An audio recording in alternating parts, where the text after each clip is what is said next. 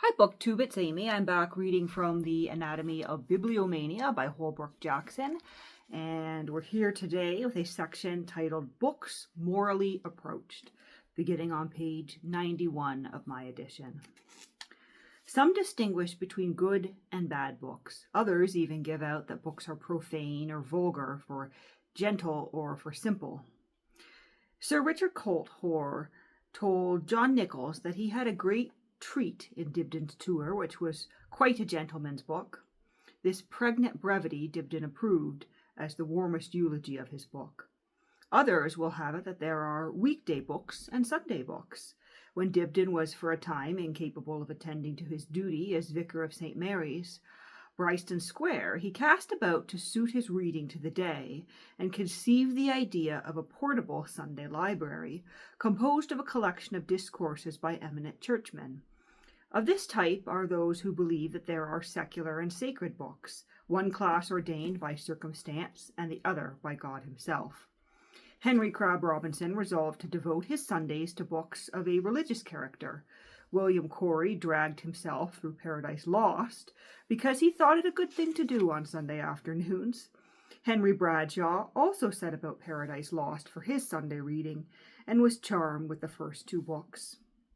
And James Howell exhorts his student cousin not to forget unicum necessarium on Sundays and holidays. Let divinity be the sole object of your speculation, in comparison whereof all other knowledge is but cobweb learning. Prae qua quisiquile cateria. Translating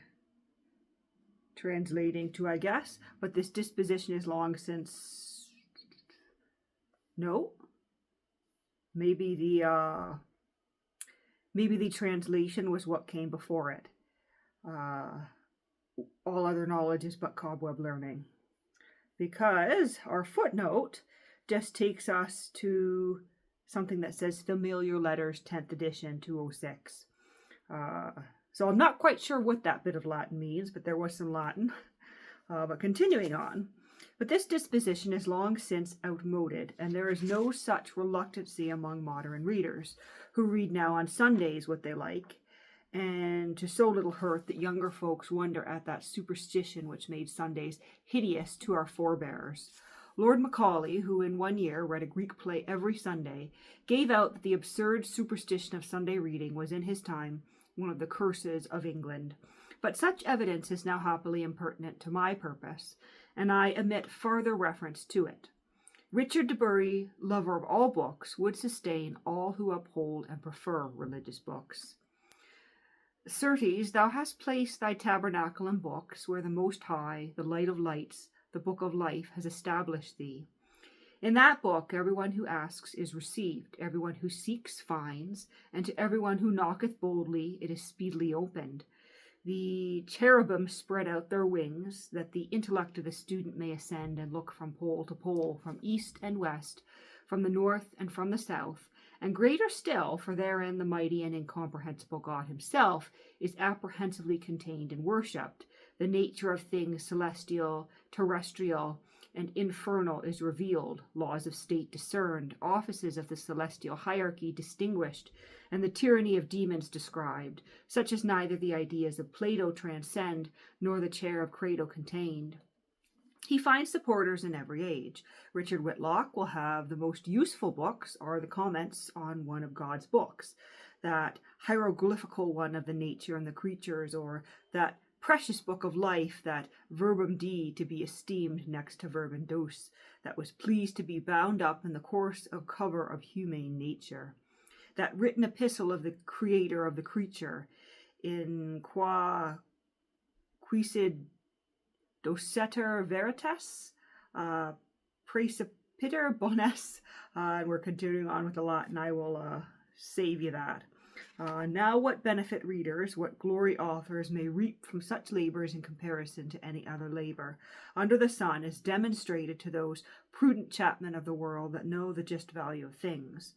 Nothing so sweet, saith Eugene de Guerin, as those saintly voices that speak to us of God. Nothing so beautiful as what God inspires. To all the understanding of all this, all reading, say they should be directed. All that a university or final highest school can do for us is to teach us to read. And by reading is here meant that which contributes to our virtue or strength of character. Gellius felt nothing but disgust for those worthless books, nil ad ornandum. I will skip the Latin today. I am especially stupid in trying to pronounce the Latin today, so we'll just skip over that. But there's a line in Latin, and it continues on in English, which contribute nothing to the enrichment or profit of life.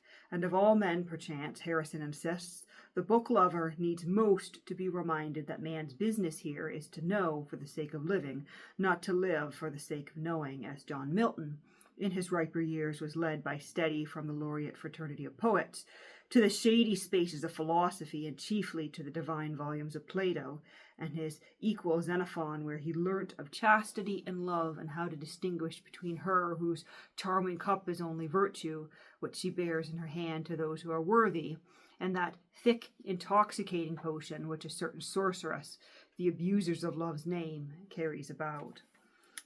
Quoting there from Apology for I don't think I know that. Apology for Smectiminus, and the year there is 1697.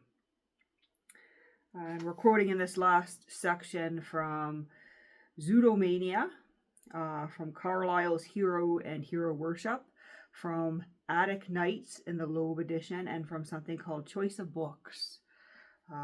As I've said before, the footnotes are a little bit difficult to discern sometimes because it's not consistent as to what we're getting in the footnote. Sometimes it's the translation of some Latin lines that appear in the text. Sometimes it's a shortened title of a book. Sometimes it's the author's name.